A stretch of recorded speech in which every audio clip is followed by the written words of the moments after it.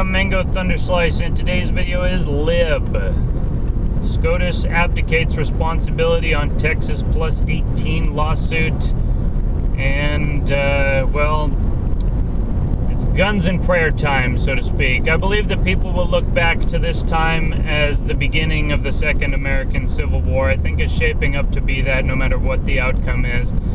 And I'm mature enough to realize that even if we win sort of a Hail Mary play here and somehow through some extraordinary measures that, the Electoral College vote today is somehow overturned and, Trump gets in, that just means that they're going to war against us. Otherwise, we're going to war against them. It's very simple, one way or the other. The point is that the result is the same, a fracturing of the country. And ultimately, I think that saddens me less than a lot of other people who have more sentimentality about the United States in the double capitalization sense of the term. I'm very much in support of the United States with the little U, right? The United States, right? The individual states are sovereign, and of course, California can go fly a kite as far as I'm concerned. But, the state of Jefferson is what I'm fighting for. The state of Jefferson is a place that I could call home. And I truly do love the people of Northern California. I do not love the people of the cities. I'm at this point sort of undergoing a right-wing transformation in my sobriety, right? It's less weed and less beer and more guns and more Bible as far as I'm concerned. I actually picked up a free Bible at the farmer's market on Saturday. I also relapsed into extreme bouts of nausea and vomiting because I stupidly ate some spicy food, and that, I guess, is one of my triggers. That it doesn't apply to everyone, but for me, spicy food activates I believe it's called the TCRV1 receptor, which is is one of the receptors that is activated by spicy food. And so not only do I have to give up many of my other favorite things, but I also have to give up spicy food. I have to completely relearn how to eat food. But anyway, the point is that during that sort of episode and relapse, I found myself saying the Lord's Prayer over and over again, and I found it giving me actually a substantial and profound amount of relief. And I find it to be an extremely powerful set of words, and I think that it really is. I mean, even in, the Bible in the first few pages, this is essentially how Jesus commands people to worship, and not to just repeat things idly and without meaning, but to actually feel the spirit of the words and to actually feel that connection.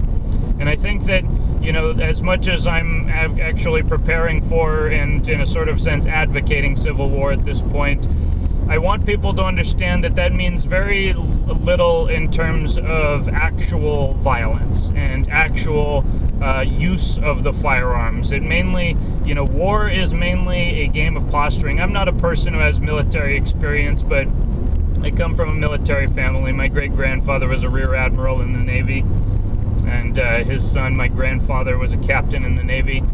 And so I feel that there's a sort of strategic aspect in my blood.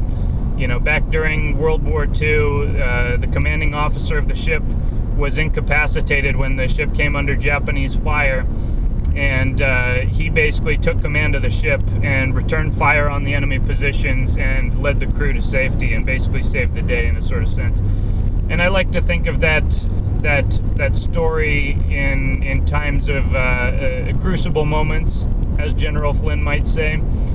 And I thought that his speech in front of SCOTUS was very powerful and impactful. That this is not a time to become, there is a rage within us all. That much is very clear and very natural and true. But there's a difference between us and the left. The left basically has no spiritual foundation. All they have is that rage. All they have is that pissant victimhood mentality, and it guides all of their actions. And they are animals in a sense. They are less than animals. They have abdicated all rationality.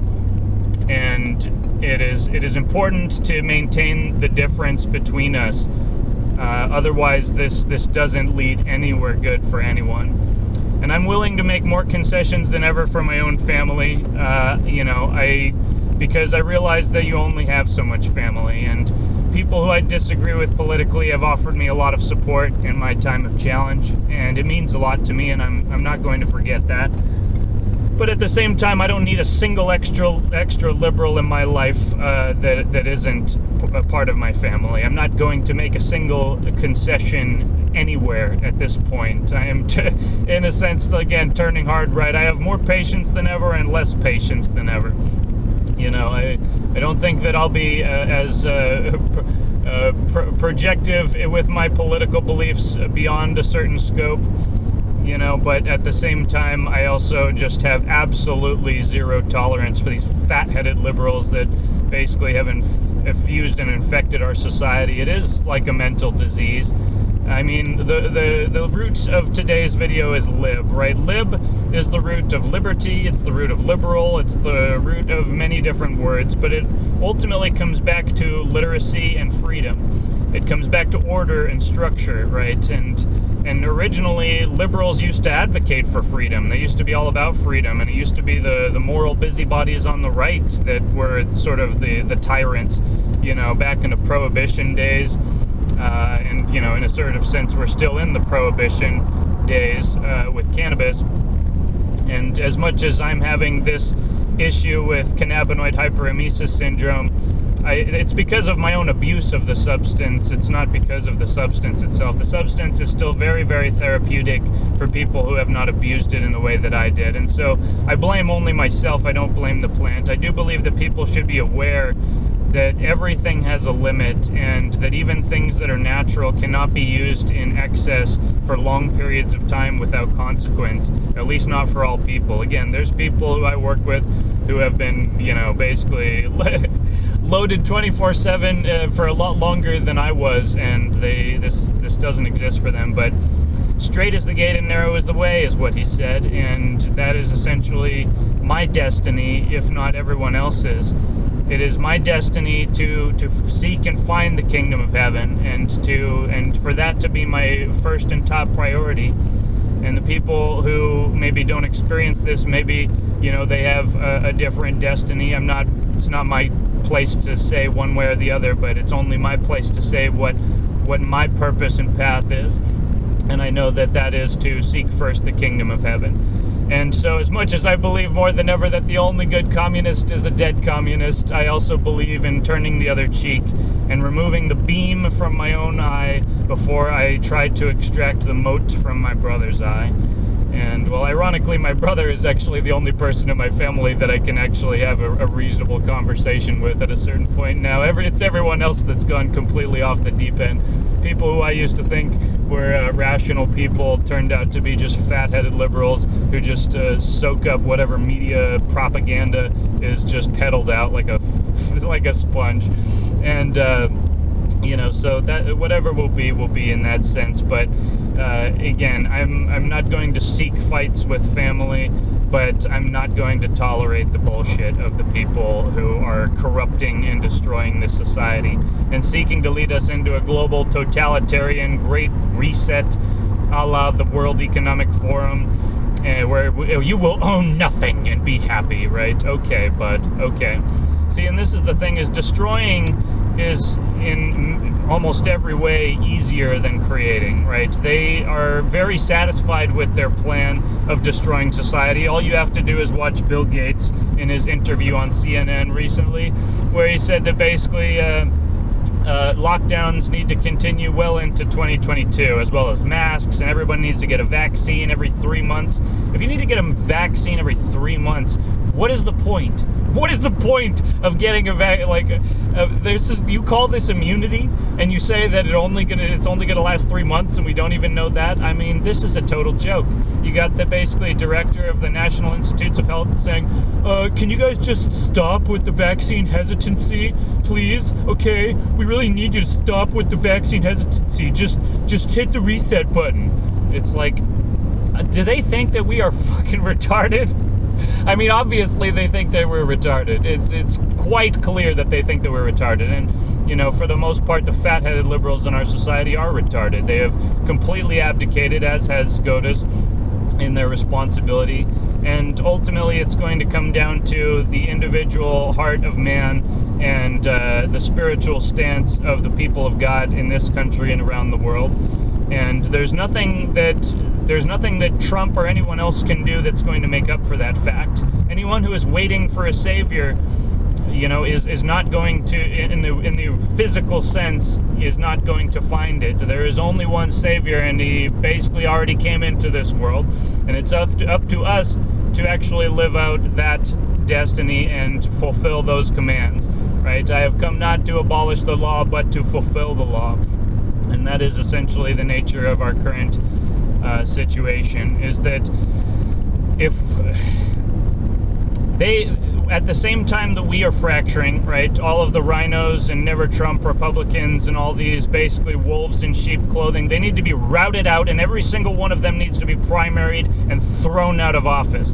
I'm very fortunate to have a representative here in California, Tom McClintock, who is actually the real deal, and he's one who does not need to be primaried. This man is a true patriot and a man of extreme courage and spiritual fortitude.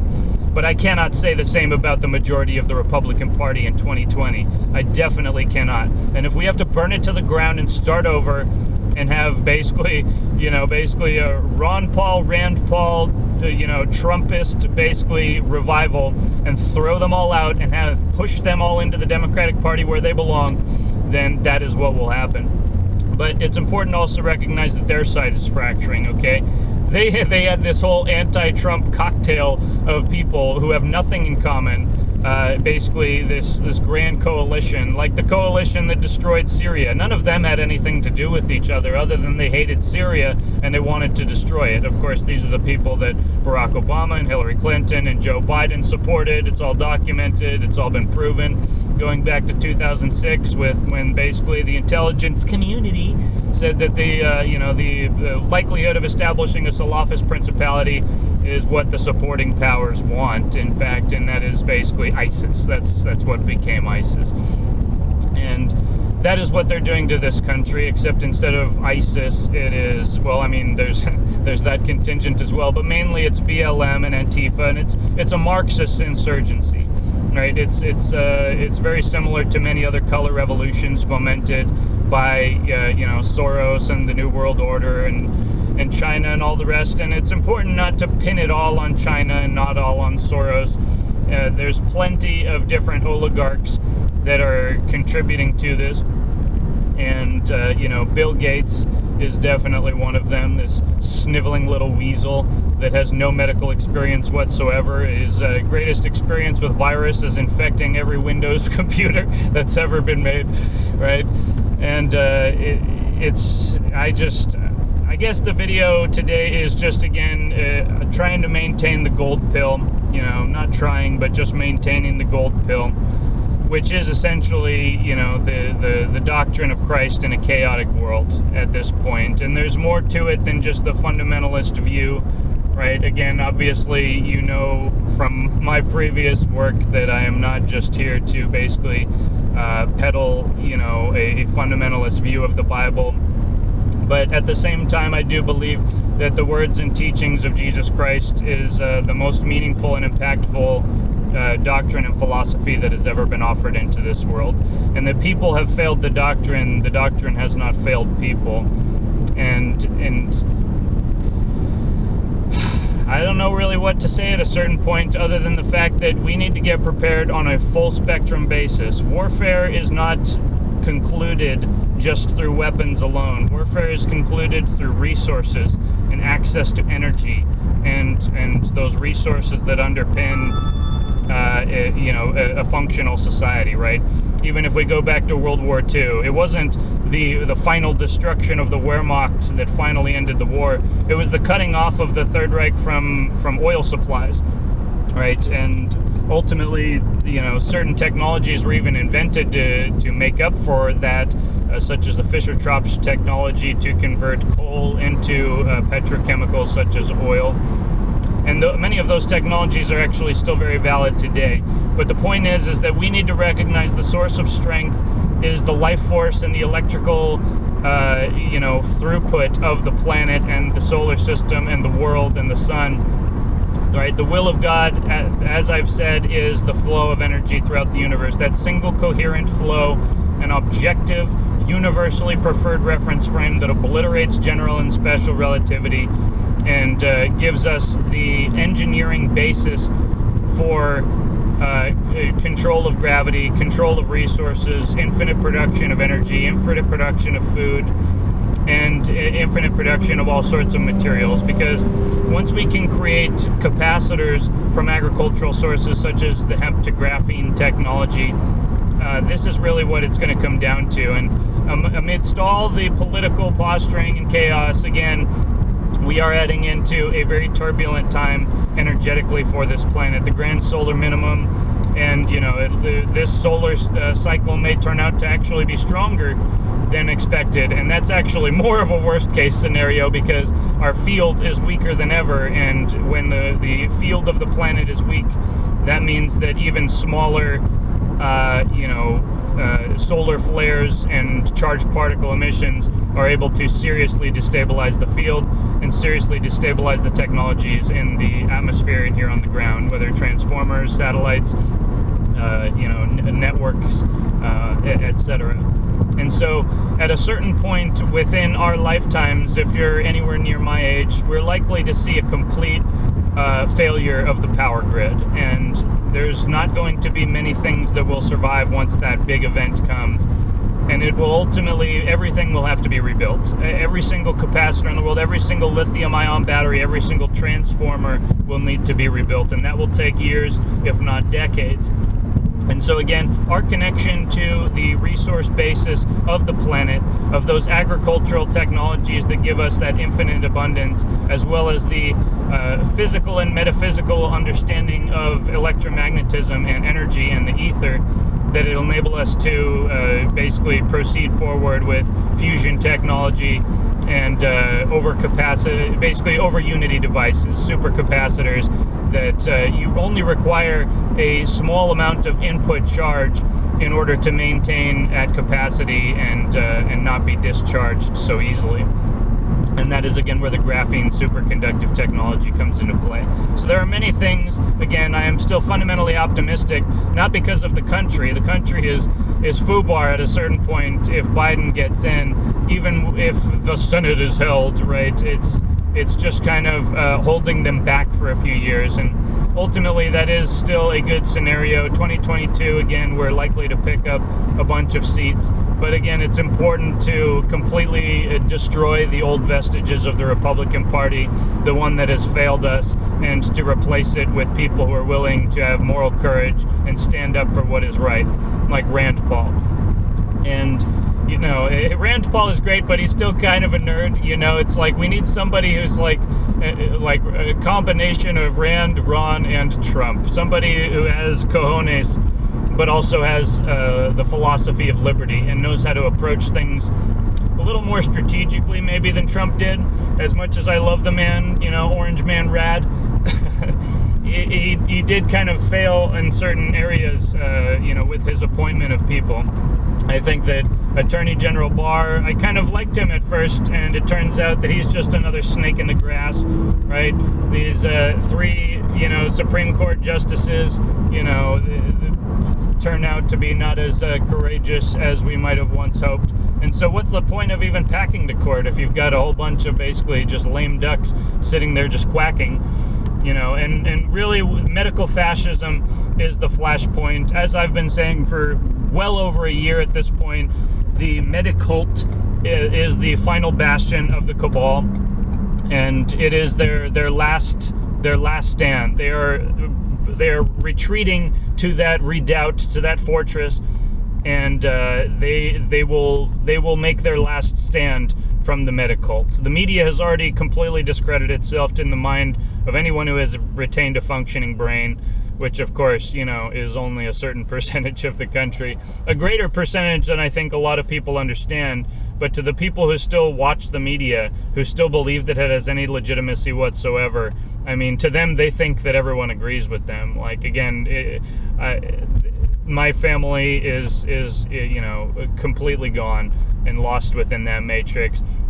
And unless you understand it, it's like you have to, forgive the expression, you have to vaccinate yourself against propaganda. You have to immunize yourself against this bullshit. You have to understand what your operating assumptions are. You have to understand what real science is. You have to understand what real philosophy is, what real medicine is, because it does exist. Knowledge can be found. Objective knowledge can be found, but it will not be found by you abdicating your own knowledge and deferring to experts. There's no such thing as experts when it comes to, a person who can't actually process logic within their own brain, right? There's no way to know who to trust if you are not operating on some logical, rational basis and supporting your assumptions with the literature directly and actually going to the primary sources. I don't care if you're watching Newsmax or OAN. They are fundamentally better than Fox in many ways, but at a certain point, if you're still just soaking things up like a sponge, you're no better than the people who are watching Rachel Maddow at a certain point. Again, watching clips, I still watch some clips from various, shows on the internet, I do appreciate the breath of fresh air from some of the pundits on Newsmax, but it's still ultimately the same game. It's all entertainment, and as long as you're being entertained and entrained and not taking direct action to build a sovereign basis of resources and defensive mechanisms and land and community, then it's all a moot point anyway. So again, this is my main message, same as it always has been. Focus on your own direct action. Never discount the political action, but never put all of your eggs into that basket and think that, if we lose there, all is lost, and if we win there, all is gained. Because it's not that simple, and it never will be. And so, if it comes down to it, right, the Texas GOP is threatening secession, and my oh my, that is a breath of fresh air as well. It's sort of like, people never take you seriously until they realize that you are ready and willing to walk away if needed. And, as long as people think that you're dependent on them and that they need you, then, there's only so much that you can really do. You have to make it clear that you are independent in all frames of existence. And yes, there are real connections, and we shouldn't just be a total hermit and isolate ourselves from all connection in society, because we do need other people. We can't fight this war on our own. We have to stick together with those who are the people of God, the patriots of this country, and the patriots around the world. This is a global phenomenon. But ultimately, this country was built on a basis that no other country ever has. And if we lose here, then we lose something very special. And it's important that we try and retain and conserve as much of it as possible. In many of the red states, it already has been retained. There's you can go to a restaurant, you can go to a bar, you can not wear a mask, right? Out here in California, it's like the violation of the high priests, right? And meanwhile, the governors are just basically down in Mexico partying and having a whole bunch of non-socially distant gatherings, and it's all a bunch of bullshit. This whole COVID pandemic is total hoax.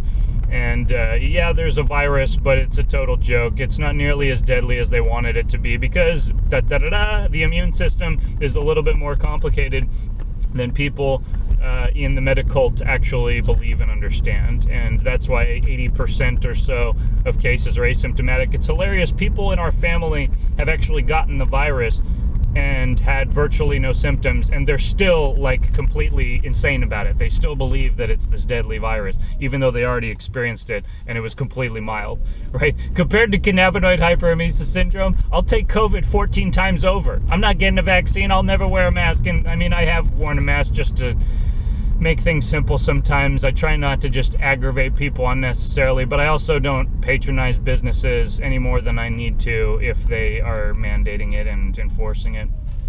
And luckily, even the county supervisors, even down here in Sacramento, not to mention up in El Dorado County, they don't, everybody has to pretend like they take it seriously, but everybody kind of knows that it's a total joke. But, you know, there's still the fact that we are not independent, the fact that we are still dependent on the state and the federal governments. You know, the counties have to do what they have to do. And so that is the problem that needs to be rectified. And that is the problem that we will rectify through our own direct action. And so with that, I leave you with, you know, basically the Lord's Prayer, because again, I found that it brings me much solace and courage in this time of challenge. Our Father who art in heaven, hallowed be thy name. Thy will be done, thy kingdom come, thy will be done on earth as it is in heaven. Give us this day our daily bread, and forgive us our trespasses, as we forgive those who trespass against us. And lead us not into temptation, but deliver us from evil. For thine is the kingdom and power and glory of heaven, forever and ever. Amen.